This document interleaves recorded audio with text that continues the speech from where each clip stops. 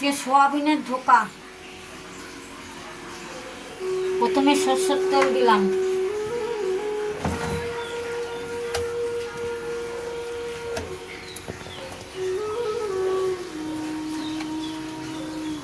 এটা কি? এটা সোয়াবিন বাটা, ডাল বাটা, অল্প করে একটু বেসন দিয়ে জিরে ধনের গুঁড়ো, লঙ্কার গুঁড়ো, নুন দিয়ে মাখিয়ে নিলাম।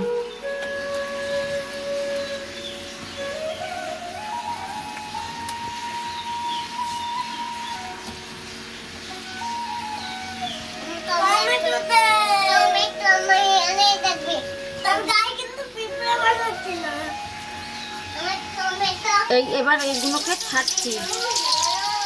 বড়া মতন ভেজে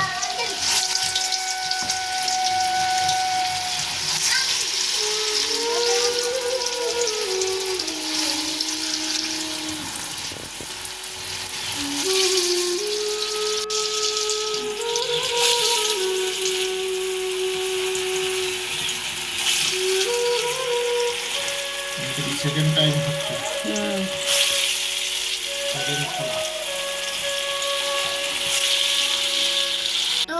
কেটে অর্ধেক অর্ধেক করে দিচ্ছি। হ্যাঁ, কেটে বরফির মতন করে দিচ্ছি। আস্তা জিরে, কি দিচ্ছ? আস্তা জিরে আর তেজপাতা।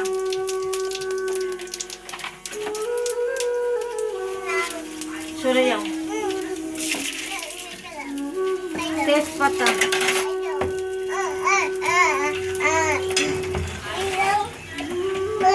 গ্যাসটা কমিয়ে দিয়ে আলু,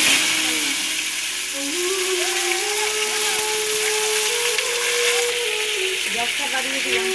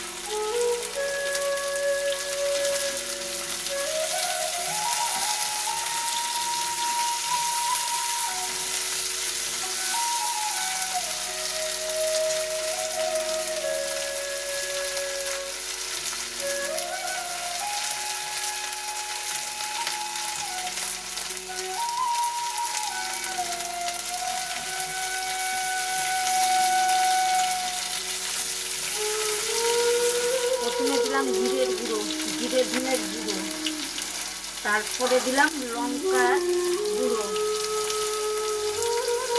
আদা রসুন পেঁয়াজ পেস্ট করে রেখেছি সেটা,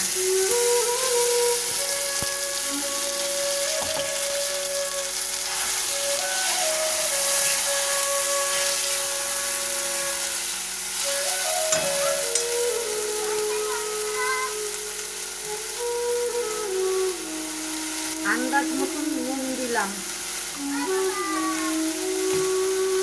দিলাম দিয়ে এটা কষাতে থাকবো। কষানোর পরে জল দিয়ে তারপরে মাংসের মতন রান্না হবে। ঝোল ঝোল হবে না, গামাকা গামাকা হবে, ঝোল হবে না। গন্ধটা কিন্তু সেই বেরিয়েছে। গন্ধটাই মাংসের মতন মতনই গন্ধ বেরোবে। এটা হচ্ছে সোয়াবিন দিয়ে ধোকার ডালনা, মানে যারা মাছ মাংস খায় না তাদের তাদের জন্য। পেঁয়াজ রসুন দিয়েছি, কিন্তু যারা মাছ মাংস না খায় তারা শুধু জিরে আদা লঙ্কা বাটা দিয়ে করতে পারবে। এই যে পেস্টের জল ধুয়ে জলটা মিশিয়ে দিলাম, তারপরে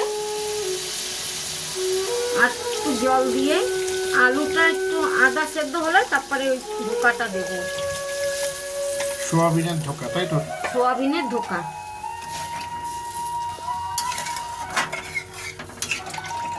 ফুটে উঠেছে, ঝোলটা কি সুন্দর ফুটে উঠেছে। এবার এই দেখো আস্তে আস্তে এগুলো ছেড়ে দিচ্ছি।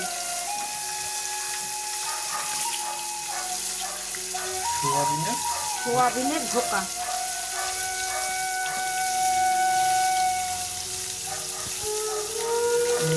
গরম মশলা যাবে আপনি?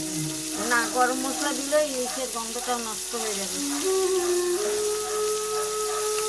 নামানোর আগে একটু ঘি দেবো, ব্যাস, আর কিছু না।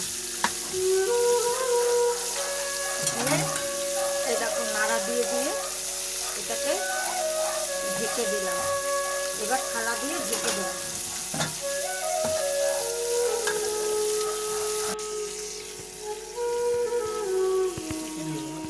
একটু টমেটোর সস দিয়ে দিলাম।